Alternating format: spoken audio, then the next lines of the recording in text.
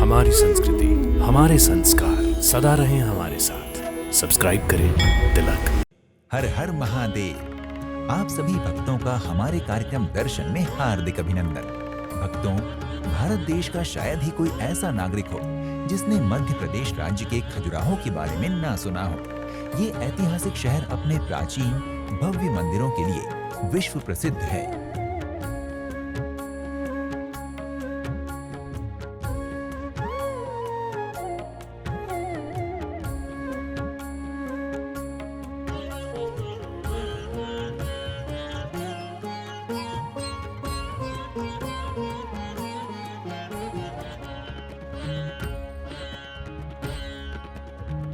यहाँ के मंदिर मुख्यतः नागर वास्तुकला से प्रभावित हैं, लेकिन इनके निर्माण में अन्य निर्माण शैलियां भी साथ साथ दिखाई देती हैं। सन 1986 से यूनेस्को ने भी यहाँ के मंदिरों को वर्ल्ड हेरिटेज साइट घोषित कर रखा है। खजुराहो के इन मंदिरों का निर्माण प्राचीन काल में यहाँ के तत्कालीन शासक चंदेल वंश के राजाओं के द्वारा 9वीं से 11वीं शताब्दी के मध्य करवाया गया था।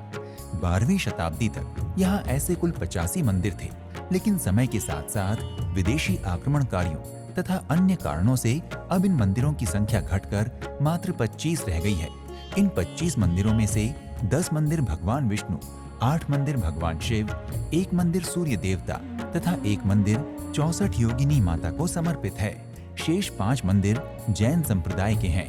लगभग सभी मंदिरों के निर्माण में नागर शैली के साथ साथ पंचायतन शैली को भी सम्मिलित किया गया है। पंचायतन शैली के निर्माण में एक चबूतरे के ऊपर मध्य में बड़ा मंदिर बनाया जाता है तथा चबूतरे के चारों कोनों पर 4 छोटे छोटे मंदिर बनाए जाते हैं। मंदिरों का अध्ययन करने वाले इतिहासकारों तथा पुरातत्व विभाग ने खजुराहो के इन मंदिरों को उनकी भौगोलिक स्थिति के अनुसार 3 समूहों में विभाजित किया है। पूर्वी समूह मंदिर, पश्चिमी समूह मंदिर और दक्षिणी समूह मंदिर। आज के हमारे कार्यक्रम दर्शन में हमने खजुराहो के दक्षिणी समूह के मंदिरों को शामिल किया है। तुलनात्मक तौर से देखा जाए तो खजुराहो के तीनों समूह में से सबसे कम मंदिर दक्षिणी समूह में ही हैं। दक्षिणी समूह के मुख्य मंदिर हैं दूल्हा देव मंदिर, चतुर्भुज मंदिर और 64 योगिनी मंदिर। दक्षिण समूह के ये सभी मंदिर खुद्दर नदी के निकट स्थित हैं। तो चलिए आज हम आपको खजुराहो के दक्षिणी समूह मंदिरों की यात्रा पर लेकर चलते हैं। भक्तों, दक्षिणी समूह का दूल्हा देव मंदिर भगवान शिव को समर्पित है, इसलिए इसे शिव मंदिर भी कहा जाता है। इसके अतिरिक्त इसे दूल्हा देव मंदिर या कुंवरनाथ मंदिर भी कहते हैं।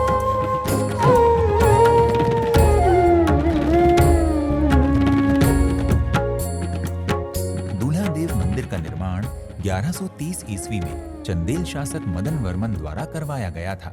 इस मंदिर का निर्माण पंचायतम तथा निरंधार प्रसाद शैली में किया गया है। मंदिर भीतर तथा बाहर से सुंदर प्रतिमाओं से सुसज्जित है, लेकिन ये मंदिर खजुराहो के अन्य मंदिरों की तरह बहुत अधिक अलंकृत नहीं है। संपूर्ण दूल्हा देव मंदिर को भगवान शिव तथा माता पार्वती की मूर्तियों से सजाया गया है।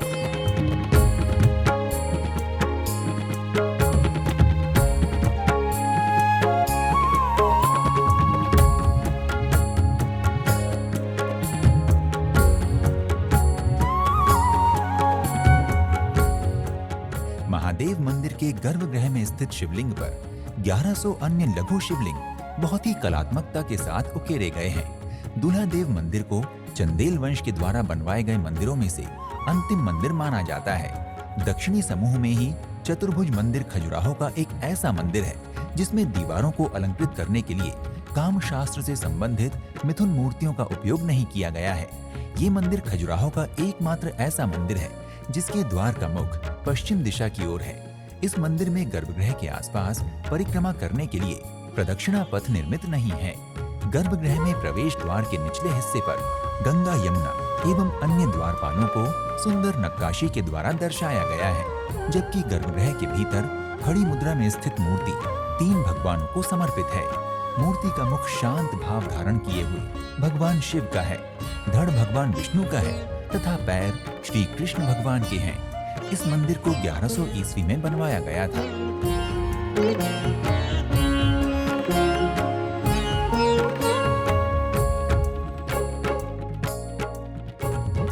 अब हम आपको ले चलते हैं दक्षिणी समूह में 64 योगिनी मंदिर में, जिसके बारे में कहा जाता है कि ये खजुराहो के सभी मंदिरों में सबसे प्राचीन है। खजुराहो के अधिकतर मंदिर बलुआ पत्थर से बने हुए हैं, लेकिन 64 योगिनी मंदिर ग्रेनाइट पत्थर से बना हुआ है। इस मंदिर में सभी 64 देवियों के लिए छोटे छोटे मंदिर बने हुए हैं। हालांकि अब इन मंदिरों के केवल अवशेष ही देखे जा सकते हैं, लेकिन इन अवशेषों को देखकर भी ये अंदाजा लगाया जा सकता है कि प्राचीन काल में ये 64 योगिनी मंदिर कितना भव्य रहा होगा। इन्हीं छोटे मंदिरों में एक बड़ा और मुख्य मंदिर है जो माता दुर्गा को समर्पित है। इनमें से अधिकांश मंदिरों में अब किसी योगिनी माता का कोई विग्रह मौजूद नहीं रह गया है। ये सभी मंदिर एक बहुत विशाल प्रांगण के चारों ओर पंक्तियों से क्रमवार बने हुए हैं। ये मंदिर तंत्र साधना के लिए अत्यंत महत्वपूर्ण स्थान था और आज भी माना जाता है कि यहाँ जागृत ऊर्जा की अनुभूति होती है। भक्तों, अगर आप खजुराहो की यात्रा पर आते हैं तो खजुराहो में ठहरने के लिए भी आपको अनेक विकल्प मिल जाएंगे। क्योंकि खजुराहो वर्ल्ड हेरिटेज साइट है और यहाँ विदेशी पर्यटक भी बड़ी संख्या में पहुँचते हैं, इसलिए यहाँ बड़े और महंगे होटल्स भी पर्यटकों का स्वागत करने के लिए तत्पर हैं। इनके अलावा आपको यहाँ कम बजट की होटल्स भी मिल जाएंगे। आप अपनी सुविधा अनुसार कहीं भी ठहर सकते हैं। इसके साथ ही अब हम आपको खजुराहो पहुँचने के विभिन्न विकल्पों से भी अवगत करवा देते हैं। यदि आप हवाई जहाज द्वारा खजुराहो आना चाहते हैं तो खजुराहो का अपना स्वयं का हवाई अड्डा है जो छतरपुर से 40 किलोमीटर दूर, खजुराहो शहर से 3 किलोमीटर और खजुराहो रेलवे स्टेशन से 4 किलोमीटर की दूरी पर है। इसके अलावा आप रेल मार्ग से भी खजुराहो आ सकते हैं। लगभग सभी बड़े शहरों से खजुराहो के लिए ट्रेनें उपलब्ध हैं। इसके अलावा छुट्टियों के दौरान रेल मंत्रालय के द्वारा विशेष ट्रेन भी खजुराहो के लिए चलाई जाती है। और यदि आप सड़क मार्ग द्वारा खजुराहो आना चाहते हैं तो सरकारी अथवा निजी वाहन का प्रयोग करके खजुराहो आ सकते हैं। भक्तों, अगर आपको हमारा आज का ये कार्यक्रम अच्छा लगा तो ऐसे ही और भी ऐतिहासिक एवं धार्मिक स्थलों की यात्रा के लिए हमारे साथ बने रहिए। शीघ्र ही आपसे एक और पवित्र स्थल की यात्रा पर फिर से भेंट होगी।